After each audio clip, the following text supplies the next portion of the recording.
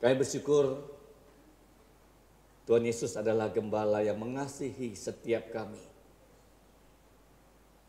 Bapa, pada saat ini kami datang mau memahami kasih Kristus yang sudah dinyatakan kepada kami, dan kami sekali lagi ingin mempelajari bagaimana Kristus melayani.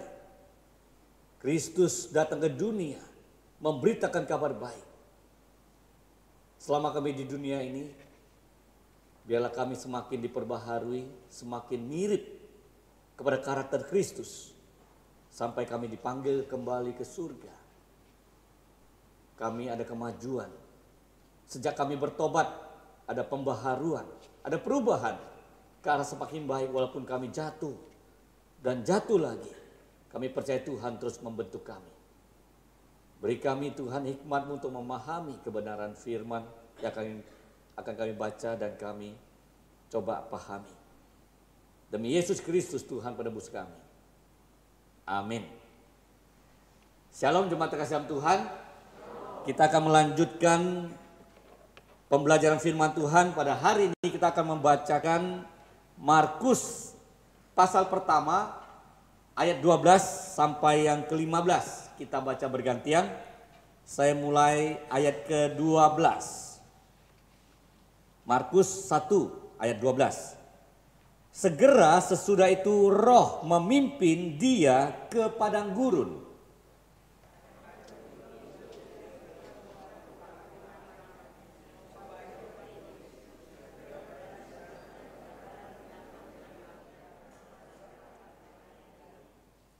Sesudah Yohanes ditangkap, datanglah Yesus ke Galilea memberitakan Injil Allah.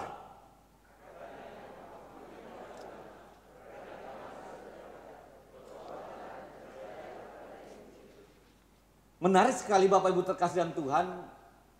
Berapa waktu lalu kita sudah membaca dan mempelajari firman Tuhan sebelum Yesus melayani. Bapa memberikan konfirmasi dengan suara, dengan baptisan roh turun dan mengatakan inilah anakku yang kukasihi. Dan kepada aku berkenan, dengarkanlah dia. Konfirmasi sebelum Yesus melayani di publik, memberitakan kabar baik, mengajarkan kebenaran firman Tuhan, menyatakan siapa dia. Betul-betul sudah diteguhkan oleh Bapa bahwa inilah orangnya.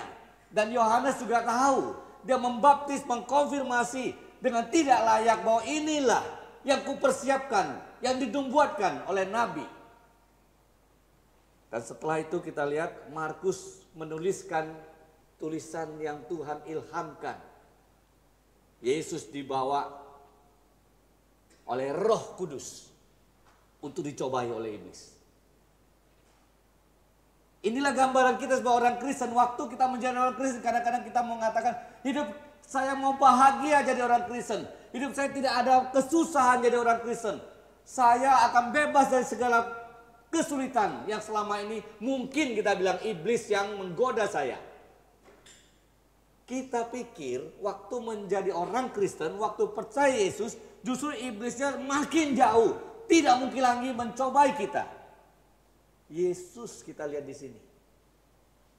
Waktu dia mau melayani. Waktu ada Roh Kudus turun. Bapa mengkonfirmasi Allah Tritunggal komplit. Dinyatakan di dalam kisah ini. Setelah itu justru Yesus dibawa dicobai iblis. Makanya sejak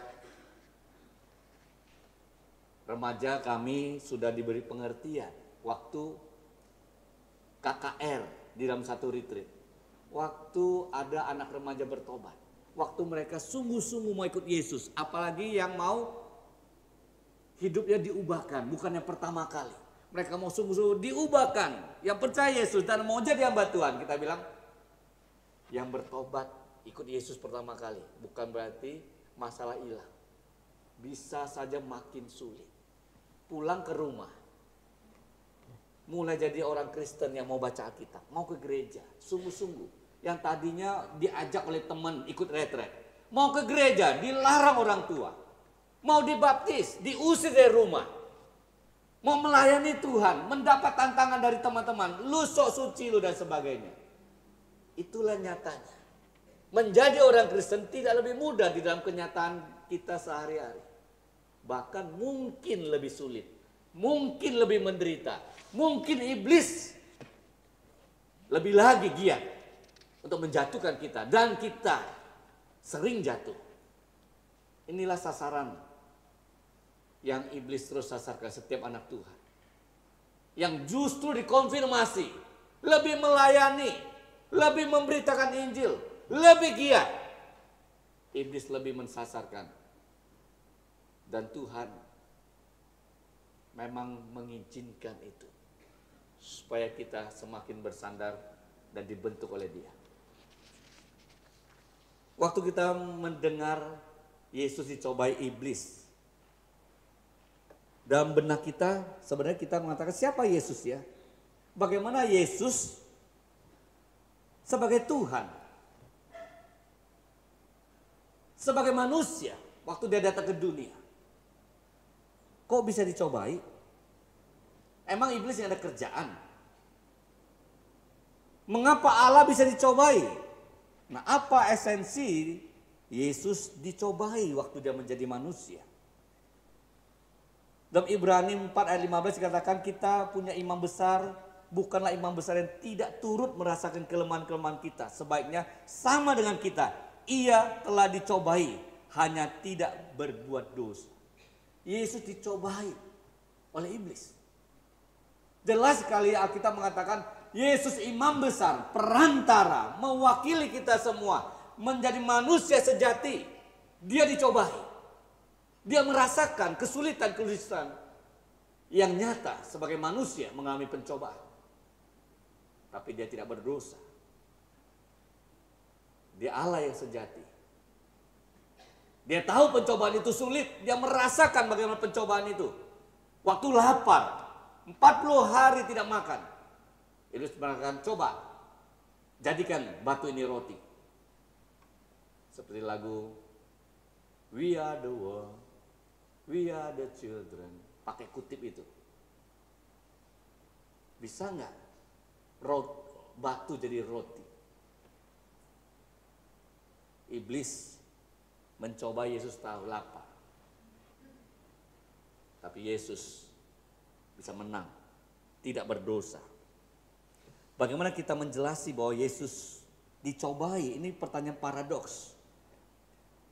Kita harus memahami doktrin atau pengajaran Yesus mengosongkan dirinya. Yesus tidak mengambil rupa standar Allah yang tidak mungkin masuk dalam materi, Dia melakukan itu. Yesus tidak mungkin menjadi manusia yang mau hidup dengan kondisi di tengah-tengah manusia berdosa. Tapi Dia mau mengosongkan satu standar yang sama dengan Allah itu. Segala kemuliaan itu Dia rela masuk. Walaupun Dia tetap Allah yang mulia. Dia masuk dalam dunia yang berdosa. Sama seperti kita, manusia sejati. Jadi kita mengatakan Allah tidak bisa cobai itu harus jelas. Karena di dalam Yakobus 1 ayat 13 dikatakan Tuhan tidak bisa dicobai. Ya, saya akan bacakan. Apabila seorang dicobai, janganlah ia berkata pencobaan ini datang dari Allah. Sebab Allah tidak dapat dicobai oleh yang jahat. Dan Ia sendiri tidak mencobai siapapun. Kita baca tadi Yesus dicobai iblis. Yakobus 1 ayat 13 katakan Allah tidak dapat dicobai oleh yang jahat. Apa maksudnya? Sepertinya bertentangan, betul gak? Satu sisi Yesus Allah. Dia tidak bisa, Dia dicobai oleh iblis. Jelas Dia dicobai. Yakobus 1:13. Allah tidak bisa dicobai oleh yang jahat. Di sini kita harus mengerti bahwa Allah tidak bisa dicobai yang jahat. Artinya tidak ada sumber atau cara atau pikiran jahat dari Allah yang bisa dikatakan ayo kamu bisa jatuh dalam dosa. Karena dosa adalah kelemahan moral. Dosa adalah keinginan jahat. Dosa adalah satu standar yang betul-betul mau melakukan pemberontakan pada Tuhan dengan moralitas. Melawan kesucian, kekudusan, ketetapan Allah di dalam kesucian dan moralitas sempurna yang Allah tetapkan. Manusia disuruh taat, disuruh memilih yang terbaik. Mereka hatinya tidak dengan sungguh-sungguh mempersembahkan yang baik kepada Tuhan. Dalam hatinya, bukan model persembahannya, bukan bentuk persembahannya, tapi dia memang hatinya. Tuhan memang memilih dan menerima persembahan Habel. Tidak masalah toh. Hidup kita kalau tidak diterima oleh Tuhan dalam satu waktu kita tidak berkenan. Kita bertobat mestinya, betul nggak? Ini kebalikannya, setelah tidak dikenan oleh Tuhan, Tuhan tahu yang terbaik yang dia mau. Mestinya kita bertobat, Tuhan kenapa ya? Ampuni saya Tuhan, dia enggak. Kenapa ada orang diterima? Saya tidak terima, saya bunuh dia. Karena dia tidak boleh menyaingi saya. Itulah dosa. Yesus tidak mungkin punya keinginan seperti itu. Tuhan tidak mungkin ada niat jahat dan sumber kejahatan dalam diri, karena dia adalah Allah. Dia manusia dicobai, tapi dia sekaligus adalah Allah. Dia tidak mungkin berdosa dan dia tidak bisa dicobai. Ayo kamu lakukan ini. Kamu kan bukan bisa dong, kamu bisa, ayo ubah. Taat saya. Kamu Tuhan taat saya. Iblis kamu mau katakan begitu kan? Yesus mengatakan tidak. Manusia tidak hidup hanya dari roti saja, tapi dari setiap firman yang keluar dari mulut Allah. Dari hati pribadi Yesus tidak ada sumber, dia tidak bisa dicobai. Nggak mungkin bisa dicobai. Artinya seperti itu. Nggak mungkin Tuhan bisa digoda seperti itu. Itu tidak kena kepada Tuhan. Itu tidak bisa kita arahkan kepada Tuhan yang sempurna. Itu maksudnya, karena kata dicobai dipakai beberapa bentuk. Misalnya dalam Mazmur 106 ya, ayat yang ke-13. Saya akan bacakan. Tetapi segera mereka melupakan perbuatan-perbuatannya dan tidak menantikan nasihatnya. Mereka dirangsang nafsu di padang gurun dan mencobai Allah di padang belantara. Diberikannya kepada mereka apa yang mereka minta dan didatangkannya penyakit paru-paru di antara mereka. Allah tidak bisa dicobai dalam konteks ini adalah Allah tidak bisa dipermainkan. Allah tidak bisa dinyatakan sesuatu yang mereka mau kayaknya bersaing atau menuduh Allah dengan sembarangan. Mereka mau meletakkan Allah di sisi mana lu Tuhan, kira-kira begitu ya. Di sini dikatakan mereka mencobai Tuhan. Ya, dalam konteks tertentu mereka mau mengatakan, ayo Tuhan, kita berperkara.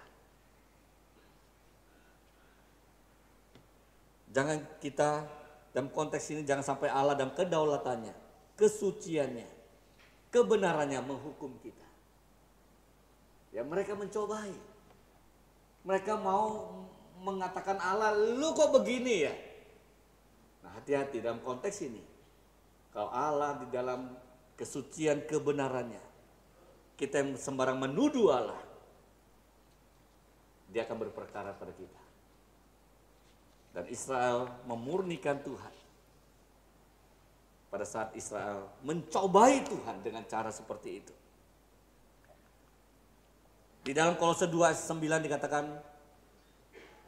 Allah, sebab dalam dialah, dalam Yesuslah, berdiam secara jasmania seluruh kepenuhan kealahan. Di dalam tubuh Yesus, di dalam dia sebagai manusia sejati, dia sekaligus Allah yang utuh. Allah yang tidak kurang apa-apa. Allah yang tetap mempunyai kuasa, kedaulatan, kesucian yang tidak kurang waktu dia menjadi manusia. Tapi semua itu hampir semua dia tanggalkan. Dia yang mulia, dia yang suci, yang tidak bisa melihat bersama dengan sesuatu yang najis. Dia datang, dia memegang orang yang najis dan disembuhkan. Dia mengosongkan dia tidak menganggap semua itu sesuatu yang terlalu jauh. Dia Allah Immanuel, Allah yang menyertai, beserta dengan kita manusia berdosa. Dia mencari yang terhilang. Dia mencari yang berdosa. Setiap kita adalah manusia berdosa. Sampai mati kita bergumul dengan dosa kita. Karena dalam hati kita yang jatuh dalam dosa, keinginan natur kita adalah dosa. DNA kita adalah dosa. Walaupun kita sudah ditebus, kita dan masih tubuh ini, kita lemah. Hanya roh yang kuat bisa meneguhkan kita. Kalau enggak, kita akan jatuh terus sampai kita mati.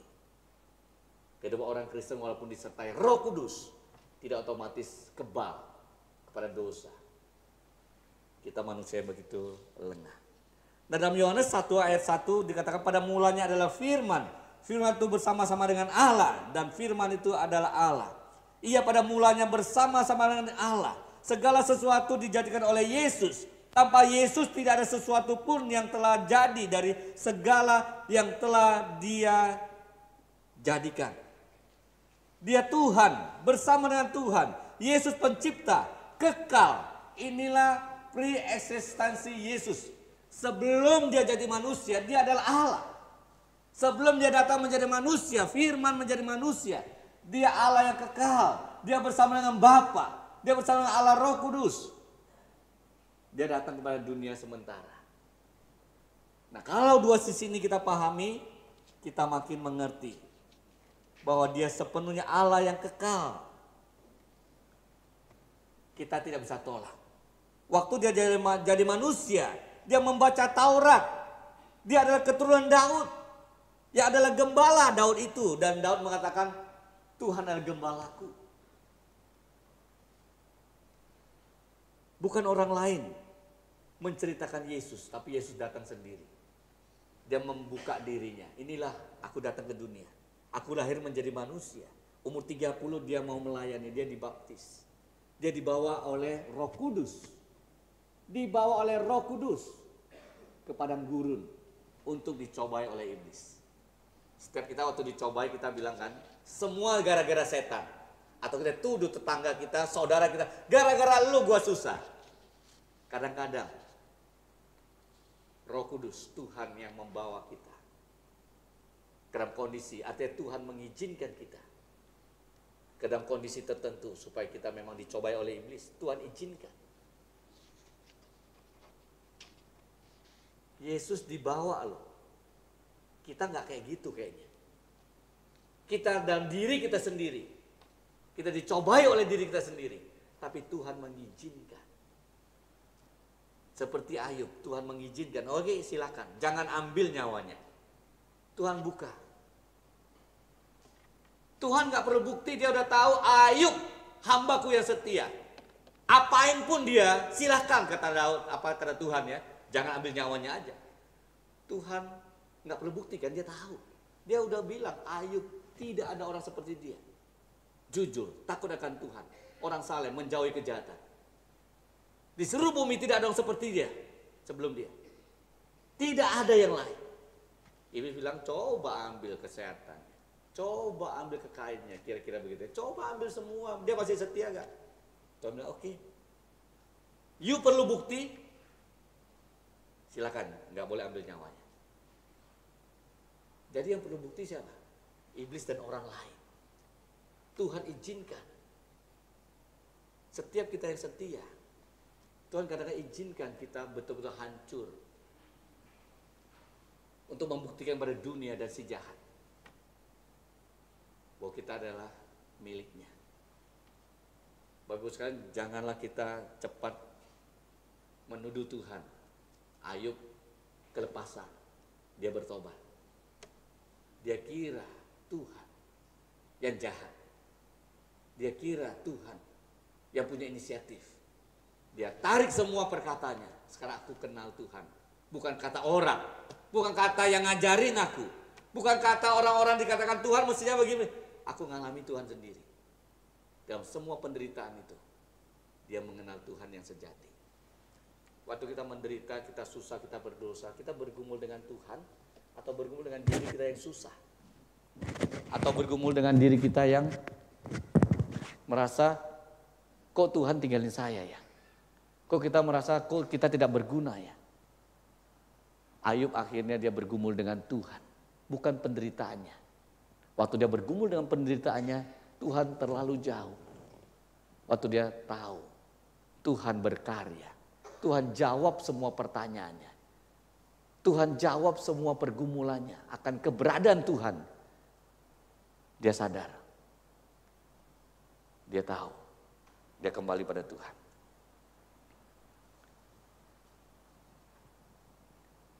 Bagaimana Yesus adalah Tuhan sekaligus manusia. Jika Yesus benar-benar manusia, benar-benar Allah, bagaimana kita memandangnya? Kita pernah ya mendengarkan Yesus 50% Tuhan, 50% manusia, betul nggak? Setengah-setengah. Jadi dia manusianya manusia-manusiaan, betul ya? Setengah, 50%. Dia Tuhannya juga Tuhan-Tuhanan, 50%. Ini formulanya juga nggak benar. Ada yang bilang Tuhan 100% manusia, 100% Tuhan. Jadi berapa persen? 200%, nanti bisa 300 dan 400% ya. Ini juga formulanya kita pahami ya kurang tepat lah ya untuk bahasa kita. Yang kita mau lebih tepat memahami sebagai bahasa manusia adalah Yesus sepenuhnya adalah manusia, sepenuhnya adalah Tuhan waktu dia inkarnasi. Fully God, fully man. Dia sungguh-sungguh adalah Allah yang sejati pada saat dia menjadi manusia. Dan dia adalah sepenuhnya, sesungguhnya manusia yang sejati juga di saat yang sama. Jadi bahasa yang tepat adalah fully God, fully man. Pada saat Yesus datang ke dunia ini. Konsep ini penting sekali karena gereja mula-mula waktu menafsirkan tentang Yesus. Mereka saja ada aliran yang terlalu berat ke kiri, ada yang terlalu berat ke kanan. Maka perlu satu kesepakatan. Ayo baca Alkitab lagi, ayo mengerti firman Tuhan lagi. Ada yang mengatakan Yesus itu, dia itu Tuhan. Tubuh ini hanya bayang-bayang saja, yang benar dia adalah Tuhan. Ya. Jadi waktu dia jalan, kakinya tuh gak ada jejaknya. Kalau kita kasih tepung gitu ya, dia jalan gak ada jejak. Karena Yesus, dia tubuhnya itu cuma bayang-bayangnya doang, gak sungguh-sungguh ada tubuh yang seperti kita. Itu Bapak gereja awal-awal sudah menentang sebagian kekristenan awal-awal. Memikirkan juga seperti itu. Ada yang memikirkan sebaliknya. Dia manusia, dia bukan Tuhan. Dia manusia, dia mati. Dia bisa berdosa. Mari kita sama-sama coba memahami bahwa Yesus adalah memang fully God, fully man. Dua natur di dalam satu pribadi. Natur manusiawi, natur ilahi. Gabung, utuh, satu pribadi, Yesus Kristus. Bisa dibedakan, tidak bisa dipisahkan. Waktu Yesus dicobai, memang dia dicobai, dia manusia bisa dicobai. Dia tidak berdosa karena dia Allah yang sejati, dia punya moral yang sempurna. Dia punya keinginan yang tidak pernah ada motif berdosa, tidak punya motif yang jahat. Dia tidak bisa dicobai dalam arti seperti itu. Tapi waktu dia jadi manusia, dia dicobai oleh iblis. Karena dia manusia, ya tetapi dia tidak jatuh dalam dosa. Dia tidak bisa dicobai oleh yang jahat. Dia tidak mungkin jatuh dalam dosa. Itulah artinya Yakobus 1 ayat 13. Jadi Yesus dicobai gak secara fakta? Iya. Tapi dalam arti dicobai karena yang jahat ada dalam dirinya, Yesus tidak bisa dicobai seperti itu. Itu artinya. Tapi fakta Yesus dicobai iya. Jangan bilang enggak, ayat ini kita bingung jelasinnya. Bapak sekalian, mari kita sama-sama. Waktu kita mengerti Yesus juga tahu pergumulan kita. Dia tahu lapar, dia manusia sejati. Dia tahu namanya ego. Iblis bilang, ayo jatuhkan. Engkau kan yang istimewa. Jatuhkan dari bubungan bait Allah. Jatuh kamu sebelum sampai ke tanah, kamu akan ditangkap, dijaga oleh malaikat. Jatuhin dong. Tunjukin kau Allah. Saya bilang, enggak. Kenapa aku dengar engkau kira-kira begitu ya? Yesus nggak mau dengar perintah iblis. Dia Tuhan yang berkuasa atas iblis. Iblis itu malaikat yang jatuh. Iblis itu hanya malaikat yang kecil. Nggak ada apa-apanya di depan Yesus. Dia mau perintah, mau atur Yesus, mau coba Yesus. Ayo yuk bisa nggak? Coba tunjukin, coba tunjukin. Coba. Yesus bilang nggak perlu dengerin kamu. Yesus bilang, nyala engkau. Jangan kau mencobai Tuhan Allahmu. Itu artinya, jangan kamu bermain-main seperti ini. Itu tidak boleh. Dan itu tidak mungkin terjadi. Bapak Ibu sekalian, Yesus terbukti dia punya natur manusiawi.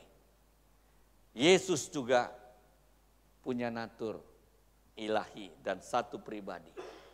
Makanya waktu Yesus naik ke salib, dia tahu sejak dia lahir dia mau naik ke salib.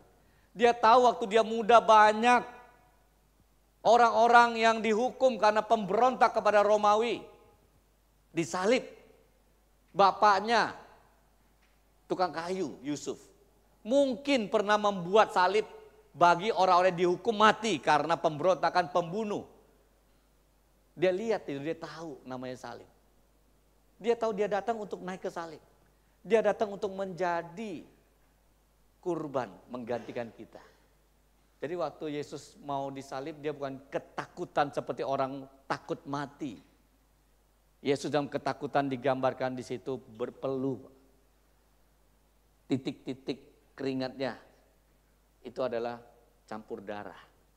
Itulah pergumulan, terpisah dari kasih Bapa, menanggung hukuman dosa yang dijatuhkan oleh Bapa kepada manusia. Dia yang dekat dengan Bapa. Dia membela musuhnya, kira-kira begitu ya. Dia membela musuhnya sendiri, membela musuhnya Bapa. Dia menjadi satu dengan kita. Mengambil dosa kita yang dihukum oleh Bapa. Disitulah pergumulan. Betapa seriusnya dosa harus salib. Yesus bukan takut mati. Manusia aja banyak nggak takut mati. Yesus masa disalib dia takut. Bukan takut menderita dan matinya. Dia tahu dia mau mati seperti itu. Dia tahu. Dia Allah yang sempurna, Allah yang sejati. Waktu dia mau naik ke salib juga dia ada Allah yang sejati. Dia bergumul. Bagaimana terpisah dari Bapa yang tidak bisa dijelaskan dengan tuntas. Dua pribadi Yesus pun susah. Nggak bisa ada kalimat manusia menjelaskan dengan sempurna atau memahami. Tapi kita tahu ini mungkin dia Allah menjadi manusia. Manusia nggak mungkin jadi Allah. Allah mungkin jadi manusia. Dia bisa menciptakan manusia dari debu tanah. Dia yang mau jadi manusia. Mungkin. Tapi menjelaskan dua natur dalam satu pribadi. Sulit kita jelaskan. Sulit. Bagaimana? Memahami sungguh-sungguh nanti orang tanya. Kalau dalam titik tertentu kita gak bisa jelasin, sudah gak apa-apa. Dia adalah Tuhan yang apa adanya. Dia datang menjadi manusia. Dan itu tercatat dalam sejarah. Dia mengatakan dia adalah Tuhan. Dia membuktikan dia adalah Tuhan, Mesias yang dijanjikan. Sedang sejarah semua. Dan dia mati seperti yang ditulis oleh kitab suci ribuan tahun yang lalu. Dia membuktikan semua dia Allah yang sejati. Dia memberikan dirinya. Dia datang, mati, bangkit, naik ke surga. Mana ada pribadi seperti dia? Mana ada lagi siapapun yang mengajarkan keselamatan di dunia ini seperti dia? Tidak ada. Makanya heran kalau kita ada orang yang tidak mengerti doktrin Tuhan, susah sekali terus meninggalkan Tuhan. Nggak ngerti pun secara paling dalam. Kita tahu kita punya iman yang Roh Kudus kasih. Ini Allah yang sejati. Ini Allah yang benar. Saya percaya.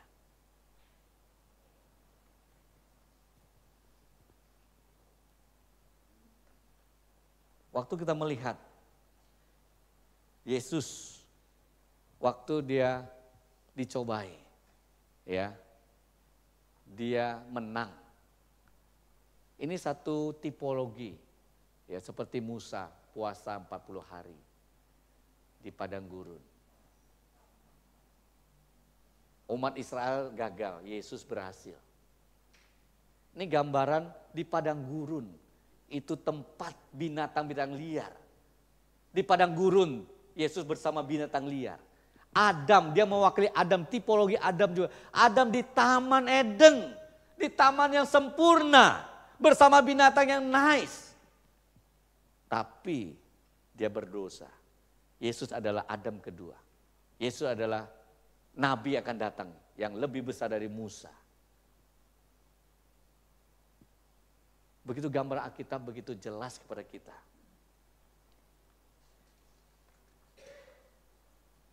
Mungkinkah Yesus waktu dicobai? Kita pikir, mungkin gak dia jatuh dalam dosa? Bapak, mungkin gak? Mungkin gak Yesus jatuh dalam dosa? Ada yang bilang, kalau dia gak mungkin dalam dosa, iblis gak ada kerjaan ya. Masa dia mau coba Yesus juga, betul gak? Kita pikir, benar gak sih Yesus, dia bisa berdosa atau enggak sih? Iblis tahu enggak? Dia bisa berdosa atau enggak? Ini pertanyaan kita ya. Ngapain iblis coba Yesus kalau enggak bisa jatuh dalam dosa kira-kira? Nah ada orang bilang mengatakan bahwa Yesus itu mungkin bisa jatuh dalam dosa. Ada kemungkinan itu. Karena dia dicobai iblis. Kalau enggak, iblis enggak mungkin mau cobai dia. Jadi kita mendirikan paham teologi kita atas apa? Pikiran iblis. Atas pendapat iblis. Iblis berpikiran gitu, pasti Yesus bisa berdosa. Kalau enggak, iblis enggak mungkin mau coba Yesus. Nah ini ada satu doktrin yang mengatakan bahwa Yesus mungkin bisa berdosa. Ya. Ini ada satu doktrin mengatakan peccability or impeccability. Yesus mungkin nggak bisa berdosa atau tidak mungkin berdosa. Seorang pendeta besar bernama Benny Hinn. Dia bilang Yesus punya kuasa. Bisa tidak berdosa ya karena Roh Kudus turun waktu dibaptis. Ini pendapat yang ngaco. Dia bilang Yesus kenapa dia bisa menang karena ada Roh Kudus. Waktu dibaptis Roh Kudus turun, makanya waktu dicoba iblis dia menang. Dia mungkin berdosa kalau nggak ada Roh Kudus. Yesus waktu umur 30, kalau Roh Kudus baru turun dalam arti baru bisa tidak berdosa. Umur Yesus dari waktu anak-anak sampai 30 itu nggak ada gambar Roh Kudus turun seperti itu. 30 tahun loh, bukan 30 menit, bukan 3 jam, bukan 3 hari. 30 tahun, Yesus berdosa nggak? 30 tahun Yesus berdosa nggak? Enggak. Jadi Roh Kudus turun itu bukan menjadi satu kuasa yang Yesus jadi berkuasa, Yesus dijagai Roh Kudus. Enggak seperti itu. Dan ini mengatakan Yesus mungkin berdosa karena iblis cobain dia. Kalau enggak, Yesus ngapain dicobai iblis? Ini satu pengajaran yang ngaco karena apa? Pengajaran didirikan atas pendapat iblis, pikiran iblis. Bapak sekalian, Yesus tidak mungkin berdosa. Impeccability. Yesus tidak mungkin berdosa karena dia Allah yang sejati. Iblis, dia tahu nggak dia nggak mungkin jadi Tuhan. Kalau kita bilang gitu juga. Tahu kenapa dia terus lawan Tuhan. Dia nggak mungkin menang, kenapa dia lawan terus? Dia bapak segala pembohong, pendusta, dia pemberontak. Apapun dia lakukan jangan percaya sama dia. Bapak Ibu sekalian, iblis akan jatuhkan kita terus waktu dia misalnya tahu lah ini orang kuat. Ini apa dia terus. Apapun dia lakukan jangan percaya, jangan standarnya dari iblis. Yesus Allah yang kekal, dia tidak mungkin berdosa. Dalam kekekalan kita lihat kita juga nggak bisa berdosa lagi. Allah yang dalam kekekalan dia datang ke dunia ini.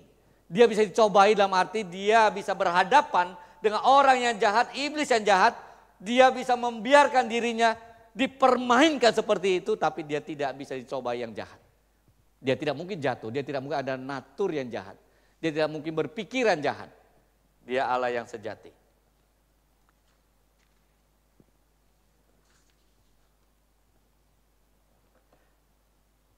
Mari kita melihat bahwa Yesus waktu dia jadi manusia dia Allah yang sejati. Tidak pernah meninggalkan kealahannya tapi dia menjadi manusia. Datang mencari kita yang kotor. Dia mengerti kita yang bergumul di dalam dosa. Dia tahu kelemahan kita dicobai oleh iblis. Dia tahu kita jatuh. Dia tahu keinginan kita untuk makan. Dia tahu keinginan kita untuk kesombongan. Dia tahu keinginan kita untuk mengandalkan Tuhan dengan cara yang salah. Mempermainkan Tuhan. Tuhan kalau kau ada, jaga saya. Tuhan kalau kau ada, lindungi saya. Kita sering mencobai Tuhan dengan cara seperti itu. Kita anggap kalau Tuhan gak lindungi saya, engkau jahat. Itu artinya kita mencobai Tuhan. Enggak mungkin kita bisa mencobai Tuhan seperti itu. Tuhan enggak mungkin jahat. Jadi artinya kita yang salah. Kita selalu mengatakan Tuhan kalau enggak sembuhkan saya engkau jahat. Engkau enggak kasih apa yang ku minta. Engkau punya motivasi yang lain. Kenapa bikin saya begitu? Kita selalu mencurigai Tuhan, mencobai Tuhan seperti itu. Tuhan enggak bisa dicobai. Tuhan enggak mungkin jahat. Tuhan enggak mungkin membiarkan kita berjalan di dalam pergumulan yang jahat ujungnya.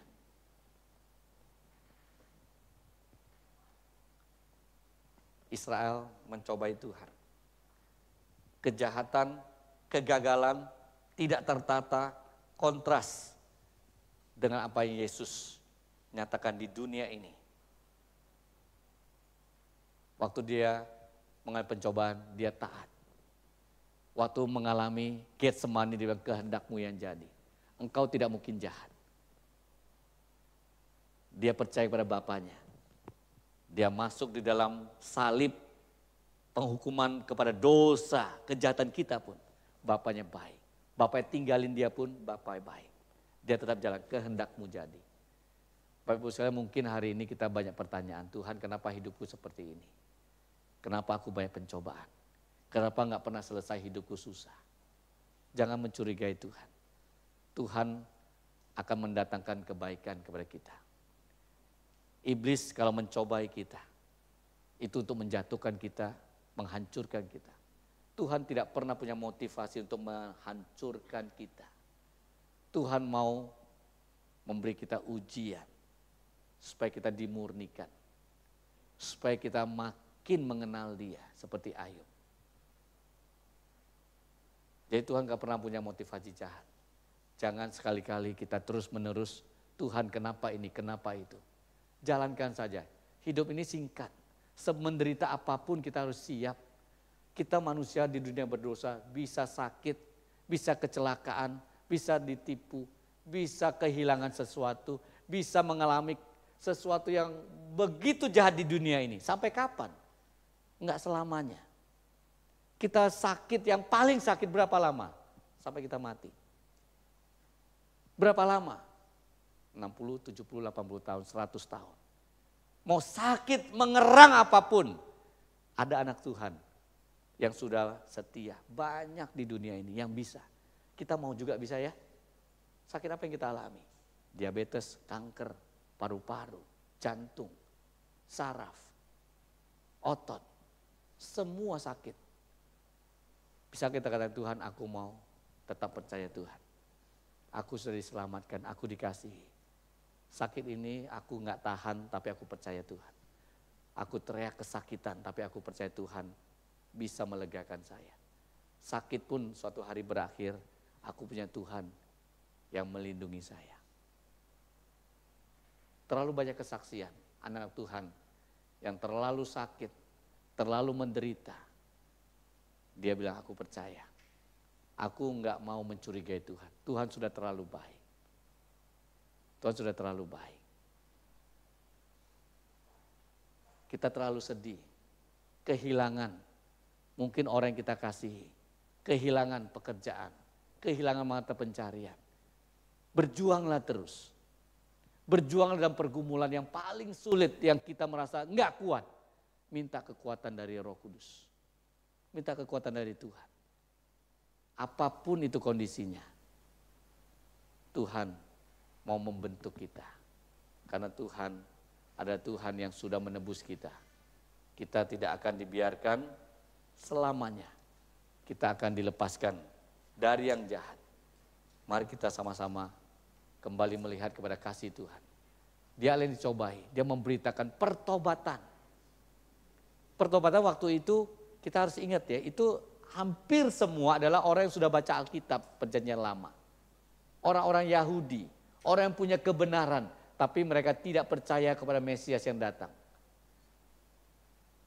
Mereka percaya perbuatan mereka, mereka percaya pada diri sendiri, mereka percaya pada ritual-ritual. Yesus bilang, bertobatlah, kerajaan Allah sudah dekat. Bertobatlah, tahu aku datang mencari yang sesat. Bertobatlah kepada dirimu sendiri yang mencobai Tuhan. Bertobat kepada satu pribadi yang tidak mau menerima kehadiran Tuhan dalam hidupmu. Selalu mengatur diri sendiri, selalu mengacu pada hukum yang kepada kemampuan diri. Yesus menawarkan dirinya. Aku datang sebagai Mesias. Aku dicobai. Bertobatlah. Kerajaan Allah sudah dekat. Mereka sudah baca firman. Bertobat. Mengerti lagi siapa dia. Mengerti lagi Allah yang menjadi manusia. Jadi kita semua yang sudah baca Alkitab, yang sudah kenal gereja. Kalau kita belum kenal Yesus sungguh-sungguh, makanya kita bisa, Tuhan di mana engkau? Tuhan Yesus kok seperti ini? Aku mau Tuhan Yesus memberikan aku kebahagiaan. Aku mau Tuhan Yesus yang memberikan kesuksesan. Aku mau memberikan Tuhan Yesus bebas dari penyakit. Aku mau punya Tuhan Yesus yang aku doa langsung ada mujizat. Yesus bilang, aku aja dicobai. Aku mati jadi manusia. Aku menderita, aku kelaparan. Aku tidak ada tempat untuk meletakkan kepalaku. Aku ditolak. Aku punya orang yang mengikut aku, dibunuh. Yohanes Pembaptis dipenggal kepalanya. Dia juga kehilangan. Dia juga kelaparan.